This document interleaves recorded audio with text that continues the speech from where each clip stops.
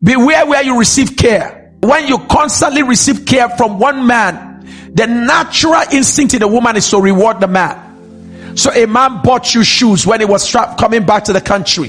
The same man bought you a car towards your birthday, and he said, nothing, I'm just giving it to you. There's no string attached. And when you wanted to travel abroad, he gave you some thousands of dollars. Listen, it's a long time investment. The earlier you truncate that or nip it in the bud, the better.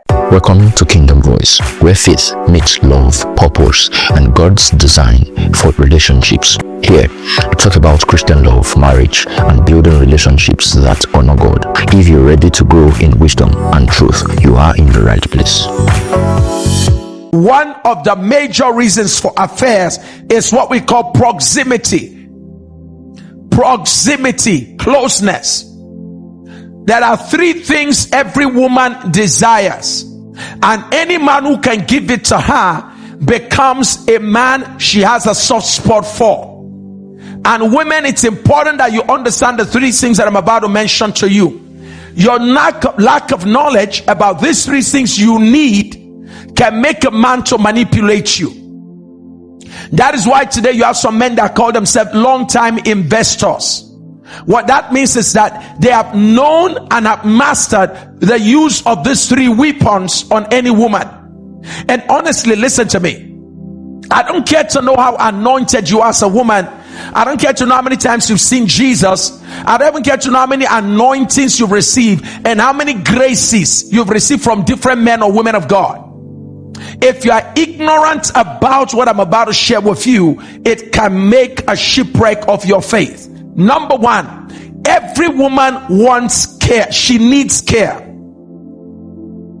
Number two, every woman deeply needs affection.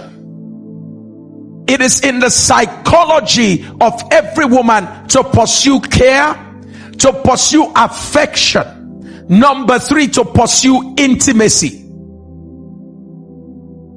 I'm going to say that again. Every woman psychologically responds to anybody who provides her with care, affection, and intimacy. Yes, ma'am. That's the reason why you are drawn to the people you are drawn to. They show you care, they show you affection, and they demonstrate intimacy, overtly or covertly.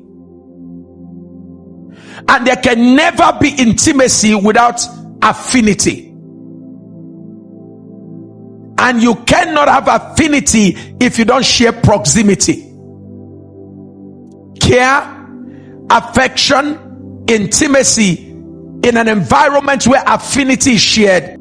So we go from care, affection to intimacy, and then you go from affinity, you come over to us spending time together.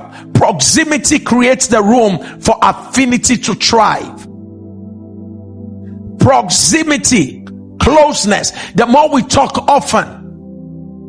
That's why as a married woman, don't tell me it's my colleague in the office and you talk all the time. The more you talk, the more you are building affinity. Proximity leads to affinity. Affinity will lead to intimacy. Intimacy compromises sexual integrity. So you can see why some men call themselves long-time investors. First, they get close to you. They won't ask you for sex. Sex is the end. Sex is the goal. But sex is not the first request. Let me share with you how this works. Every man knows that if they can build big relationship with you, they can someday make a big request that you will not be able to deny, and so they will get big results. It's a principle of long-time investment. Big relationship, strong relationship that will make it possible to make a big request that you can't resist. So as a woman, it's important to understand that one of the major drivers of affairs is proximity, and we've been able to show it that one of the greatest places where affair is taking place today is in the workplace. The workplace, 9 to 5 o'clock every day, is the major source of most affairs today. Research has shown that over and over again. Go online and check workplace affairs. You'll be amazed at the results you're getting. Behind the closed door of the MD, what takes place within 5 minutes, you can never fathom sometimes. So it's critical for you to understand that you need to be very careful not to reward anybody in the workplace with proximity affinity, because over time, proximity affinity will lead to intimacy. Intimacy will lead to the compromise of your sexual integrity. Beware where you receive care. When you constantly receive care from one man, the natural instinct in a woman is to reward the man. So a man bought you shoes when he was coming back to the country.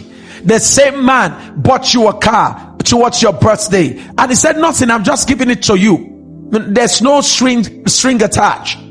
And when you wanted to travel abroad, he gave you some thousands of dollars. Listen, it's a long time investment.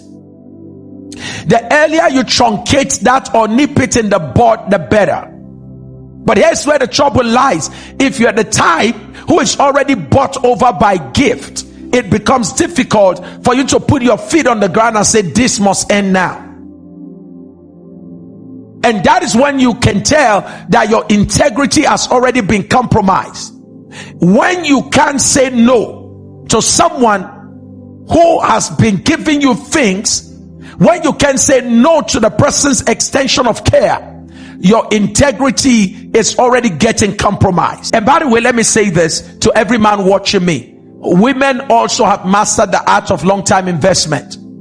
And there are women who know that the only thing a man responds to are just very simple things. Number one, every man responds to honor. Every man responds to respect. Honor and respect. So as a man, be careful where you receive that from constantly. Honor, respect, and the last thing most men respond to, praise. I've never seen a man like you. You are such a mighty man. What? Listen, I've met several men, but you are just so unique. And you know, when you hear all those kind of things, if you're a man that is shopping for compliment, your need to be praised and your need to be needed can become the point of manipulation. There are women who do that genuinely and honestly. But I want you to be very conscious of the fact that if you get it from a constant source all the time, it can be a point of compromise for your sexual integrity. What do you do if you begin to notice it's coming from one point, from one person? Distance yourself from that, and you have to do that intentionally, wisely, and you have to do that unoffensively. Thanks for watching. If this message blessed you, don't forget to like, comment, and subscribe.